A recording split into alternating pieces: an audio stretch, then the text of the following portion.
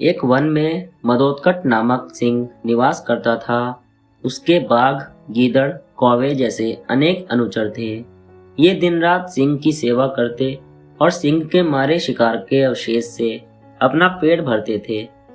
एक दिन एक ऊंट कहीं से भटकता हुआ उस वन में आ गया। जब सिंह की दृष्टि ऊंट पर पड़ी तो उसने अपने अनुचरों से पूछा, ये कौन सा जीव है? हमने पहली बार ऐसा जीव अपने वन में देखा है। ये वन्य प्राणी है, ये ग्राम्य? कौए ने इस प्रश्न का उत्तर देते हुए सिंह को बताया, वनराज, यह ऊंट है और यह ग्राम्य जीव है। भाग्य इसे आपका भोजन बनाकर ही यहाँ लाया है। आप इसे मारकर खा जाइए। नहीं, मैं ऐसा नहीं करूँगा। यह तो हमारा अतिथि है। अतिथि को मैं कैसे मार सकता हूँ? यह तो पाप होगा। मैं उसे अभयदान देता हूँ। जाओ, उसे सादर पूर्वक मेरे पास लेकर आओ। मैं उससे मिलना चाहता हूँ। सिंह ने कौवे को आदेश दिया। कौवा कई अनुचरों के साथ ऊंट के पास गया और उसे सिंह का संदेश सुनाते हुए बोला, मित्र, वनराज सिंह ने तुम्हें अभयदान दान किया है।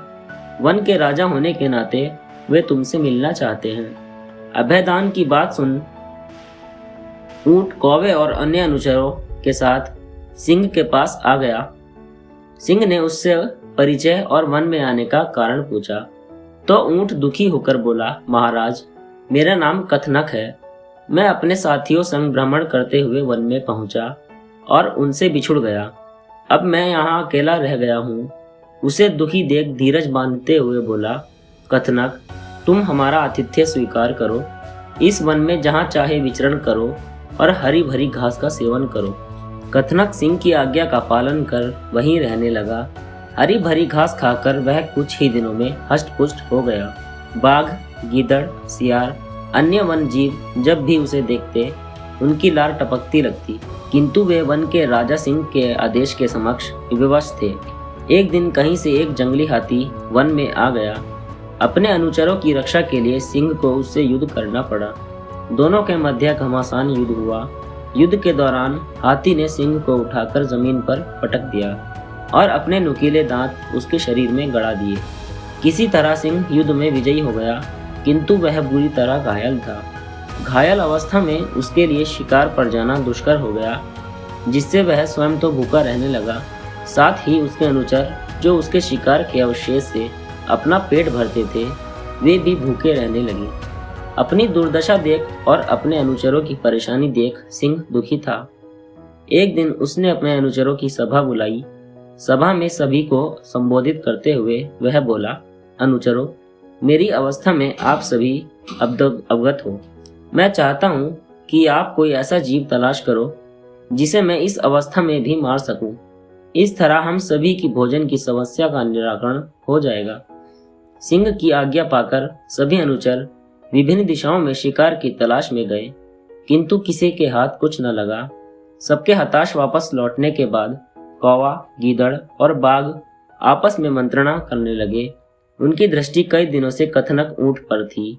मित्रों, कथनक इस वन में रहकर कितना हष्ट-पुष्ट हो गया है। जब भी उसको देखता हूँ तो मुंह में पानी आ जाता है। तुम लोगों का क्या विचार है? क्यों ना इसे ही मारकर अपनी भूख मिटाई जाए? इधर उधर भटकने का क्या लाभ? गीदड़ बोला। कह तो तुम ठीक रहे हो गीदड़ भाई, किंतु वनराज ने उसे अभयदान दिया है। वे उसे नहीं मारेंगे। अब तुम ही बताओ कि उन्हें कैसे मनाएं? कौवा बोला। गीदड़ इसका उपाय पहले ही सोच चुका था। उसके अपनी योजना कौवे और बाघ को बता दी। दोनों ने उस योजना के लिए हामी भर दी। साथ ही अन्य अनुचरों को भी योजना के बारे में अच्छी तरह समझा दिया। इसके बाद वे सिंह के पास पहुंचे। गीदड़ आगे आकर बोला, वनराज, हम सबने आपके लिए शिकार की बहुत खोज की, किंतु हमें कोई न मिला। कथनक शारीरिक रूप से विशाल है और अब तो वह हष्ट-पुष्ट भी हो गया है। यदि आप उसका शिकार करें तो हमारे कई दिनों के भोजन की व्यवस्था हो जाएगी। मैंने उसे अभयदान दिया है, मैं उसे नहीं मार सकता। सिंह ने दो टूक उत्तर दिया। यदि कथनक स्वयं को आपकी भूख मिटाने प्रस्तुत करे तो तब तो आपकी कोई आपत्ति नहीं होगी। गीदड़ बोला, नहीं, तब तो कोई आपत्ति नहीं है, किंतु क्या वह ऐसा करेगा? सिंह अचरज में बोला, वनराज, कथनक क्या आपके भूख मिटाने तो इस वन के समस्त प्राणी तत्पर है, आप आज्ञा करें।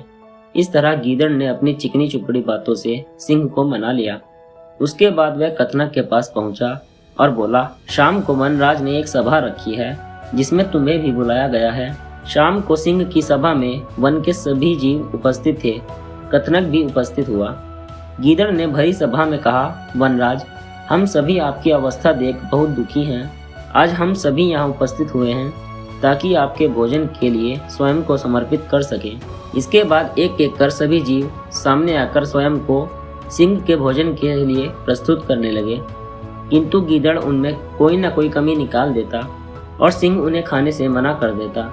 इस तरह किसी को छोटा, किसी के शरीर पर बाल, किसी के तेज नाखून होना आदि बहाने बनाकर गीदड़ उन्हें बचाता गया।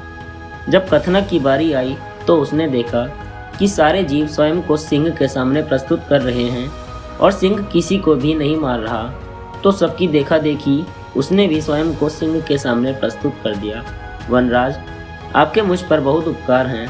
अब जब आपको आवश्यकता पड़ रही है तो मैं स्वयं को आपके समक्ष प्रस्तुत करता हूँ। कृपया मुझे मारकर अपनी भूख मिटा लीजिए। कथनक को विश्वास था कि अन्य जीवों की तरह सिंह उसको भी नहीं मारेगा, किंतु जैसे ही कथनक की बात पूरी हुई, गीदड़ और बाघ उस पर टूट पड़े और उसे मार डाला। सीख, इस कहानी से सीख मिलती है कि लोगों की चिकनी चुपड़ी बातों में कभी नहीं आना चाहिए। स्वामी जब भी बुद्धिमान हो और उसके साथ धूर्त, तो चौकन्ना और सावधान रहना आवश्यक है। दोस्तों, कहानी पसंद आई हो तो कहानी को लाइक और चैनल को सब्सक्राइब जरूर करें। मिलते हैं नए अध्याय के साथ।